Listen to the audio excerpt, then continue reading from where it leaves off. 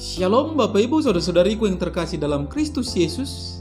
Kita bertemu lagi dalam acara Satu Bagi. Sapaan Tuhan bagi kita hari ini Sabtu tanggal 9 Oktober tahun 2021. Namun sebelumnya, mari kita bersatu di dalam doa. Damai sejahtera Allah yang melampaui segala akal, itulah yang memelihara hati dan pikiranmu di dalam Kristus Yesus Tuhan kita. Amin. Saudara yang terkasih dalam Kristus Yesus, sapaan Tuhan bagi kita di hari ini terangkat dari kitab Roma pasal yang ke-8 ayat yang ke-37. Demikian firman-Nya. Tetapi dalam semuanya itu, kita lebih daripada orang-orang yang menang oleh Dia yang telah mengasihi kita. Sampai sejatuh firman Tuhan. Saudara yang terkasih, saya mengangkat tema dari kebenaran firman ini, yaitu lebih dari pemenang. Saudara yang terkasih dalam Kristus Yesus, yang namanya perbuatan iman pasti selalu akan diawali dengan apa yang disebut pernyataan iman, yaitu perkataan positif yang keluar dari mulut kita yang melahirkan suatu keyakinan yang teguh. Perkataan positif yang dilandasi oleh iman pasti akan membentuk suatu perbuatan yang positif pula.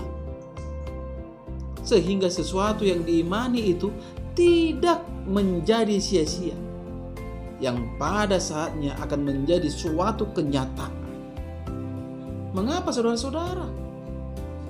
Karena memang firman Tuhan dalam Roma 8 ayat ke-31 sampai ke-32 berkata, jika Allah di pihak kita, siapakah yang akan melawan kita? Ia yang tidak menyayangkan anaknya sendiri, tetapi yang menyerahkannya bagi kita semua. Bagaimanakah mungkin Ia tidak mengaruniakan segala sesuatu kepada kita bersama-sama dengan Dia. Saudara yang terkasih dalam Kristus Yesus, hidup ini tidak selamanya mulus. Ini harus kita pahami tanpa masalah. Ada kalanya kita diperhadapkan pada berbagai tantangan dan cobaan kehidupan. Bisa berupa masalah dalam rumah tangga, terjadinya sakit, penyakit, krisis keuangan, dan lain sebagainya. Namun sebagai anak-anak Tuhan, saudara-saudara, kesemuanya itu bukanlah menjadi alasan bagi kita untuk menjadi lemah dan tawar hati. Mengapa? Karena kita percaya bahwa Tuhan Yesus akan selalu ada bersama-sama dengan kita. Matanya tidak akan pernah tertutup untuk kita, serta akan selalu menolong kehidupan kita. Itulah sebabnya Mazmur 34 ayat ke-20 berkata, saudara-saudara, kemalangan orang benar banyak, tetapi Tuhan melepaskan dia dari semuanya itu. Coba kita lihat saudara-saudara, pengorbanan Yesus di atas kayu salib adalah bukti nyata betapa Tuhan sangat mengasihi kita sehingga nyawanya pun rela Dia berikan. Bukan hanya itu saudara-saudara, Tuhan juga memberikan Roh Kudus sebagai penolong kita. Dialah yang akan membantu kita untuk mengatasi segala kelemahan dan persoalan yang sedang kita alami. Bukankah di dalam 2 Timotius 1 ayat ke-7 berkata, saudara-saudara, sebab Allah memberikan kepada kita bukan roh ketakutan, melainkan roh yang membangkitkan kekuatan, kasih, dan ketertiban. Saudara yang terkasih, bagaimana dengan kita? Apakah iman kita sudah teruji dalam kondisi sulit yang ekstrim seperti yang dialami oleh jemaat Roma?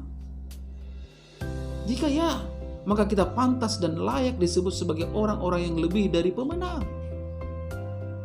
Akan tetapi jika kita masih jauh dari standar hidup jemaat orang Roma, maka seharusnya kita malu jika kita masih menyanyikan lagu yang liriknya lebih dari pemenang, tetapi kita masih hidup dalam dosa dan keinginan dunia. Bukan lagunya atau lirik lagunya yang salah, saudara-saudara. Tetapi jika kita menyanyi tanpa mengerti kebenaran yang terkandung dalam liriknya, lambat laun kita akan menjadi orang-orang yang munafik, yang bisa menyanyi dengan meriah, tetapi kelakuan hidup kita adalah nol besar. Saudara yang terkasih dalam Kristus Yesus, melalui sapaan ini kita diingatkan bahwa tantangan dan persoalan pasti akan datang silih berganti menghampiri hidup orang percaya. Tapi ingatlah, bagaimanapun berat persoalan yang kita hadapi, kemenangan pasti ada di pihak kita. Bahkan dikatakan lebih dari pemenang. Karena memang dalam Matius 19 ayat 26 juga dikatakan, saudara-saudara, bagi manusia hal ini tidak mungkin, tetapi bagi Allah segala sesuatu mungkin. Jadi kunci mengalami hidup berkemenangan adalah senantiasa hidupnya mengandalkan Tuhan di segala perkara. Oleh sebab itu, melalui sapaan ini, marilah kita tetap hidup di dalam Tuhan Yesus. Amin. Kita bersatu dalam doa. Terima kasih Bapa di surga untuk kebaikan dan kemurahan-Mu yang Kau berikan kepada hamba-Mu sehingga hamba bisa ada sebagaimana ada pada saat ini. Terlebih lagi Tuhan, kebenaran dari firman-Mu yang telah berkumandang melalui media YouTube ini di pagi hari ini. Ini semuanya hanya dikarenakan kebaikan Tuhan semata. Terima kasih ya Bapa. Biarlah kebenaran firman-Mu yang mengajak kami bahwa kami adalah lebih dari pemenang. Karena iman kami hidup di dalam Tuhan. Mari Engkau meteraikan Tuhan kebenaran firman-Mu ini. Melekat di dalam kehidupan setiap para pendengar dimanapun mereka berada. Olehnya mereka beroleh kekuatan ketika mereka lemah. Mereka akan mendapatkan kesembuhan ketika mereka sakit. Mereka akan mendapatkan jalan keluar ketika mereka berhadapan dengan persoalan dan permasalahan. Karena memang tiada mustahil bagi Engkau ya Tuhan Yesus. Hamba berdoa di pagi hari ini bagi setiap pendengar dimanapun berada. Engkau berkati Tuhan Yesus rumah tangganya. Engkau berkati usaha dan pekerjaannya, anak-anak yang Engkau titipkan di tengah-tengah keluarga. Mari Engkau berikan kesehatan serta kepintaran sehingga setiap anak menjadi sukacita bagi orang tua, terlebih lagi buat Tuhan. Bapa di surga, hamba berdoa untuk setiap pendengar. Engkau berikan pemulihan di dalam ekonomi, pemulihan di dalam sakit penyakit. Itu juga Tuhan bagi setiap keluarga hamba-Mu dan setiap jemaat yang Kau percayakan kepada hamba-Mu ini. Tidak terlepas juga kepada hamba-Mu yang adalah istriku. Nyatakan kuasa hamba.